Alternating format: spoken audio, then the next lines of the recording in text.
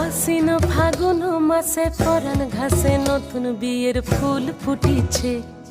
উথালি পাথালি মনে আলতা কোণে নতুন বিয়ের ফুল ফুটিছে। আশ্বিন ফাগুন মাসে পরাণ ঘাসে নতুন বিয়ের ফুল ফুটিছে।